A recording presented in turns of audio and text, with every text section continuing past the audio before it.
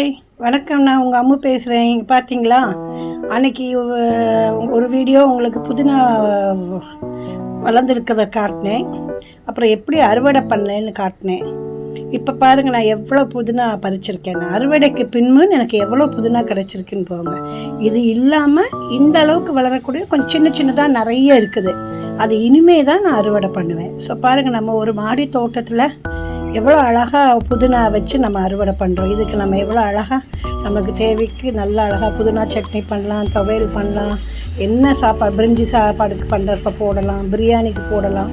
So இயற்கையில் இருக்குது. நான் அந்த பூச்சி ஒன்று காட்டினேன் பார்த்தீங்களா, அதெல்லாம் ஏன் வருதுன்னா, நம்ம செயற்கை உரம் போடுறதில்ல, இயற்கை உரம் தான் நான் போடுறேன். ஜீவாமிர்தம், பஞ்சகாவியம் இதுக்கு தான் போடுறேன். அது போக மண்புழு உரம். அப்புறம் நானே கிச்சன் வேஸ்ட்டெல்லாம் பெரிய பெரிய ட்ரம்மில் ரெடி பண்ணி வச்சுருப்பேன். அப்போ அப்படியே உங்களுக்கு காட்டுறேன் பாருங்கள். ஒரு ட்ரம்மை அந்த இப்போ கசாமுசான்னு தான் இருக்கும் என்ன இடம், ஆனால் பாருங்கள் அந்த ட்ரம்மை, அதில் எவ்வளோ பெரிய ட்ரம்மில் நான் சரி கிச்சன் வேஸ்ட்டு பண்ணி வச்சுருக்கேன்னு பாருங்கள். இந்த ட்ரம்மில் நான் கிச்சன் வேஸ்ட் பண்ணியிருக்கேன். பக்கத்தில் இருக்க மூட்டை எல்லாமே இன்சாண்ட் மூட்டை. பட் இதுதான் என்னோடய அந்த உரம் தயாரிக்கிறது. இது போக க்ரோ பேக்ஸ்லலாம் நான் உரம் தயாரிச்சிருக்கேன். பாய்.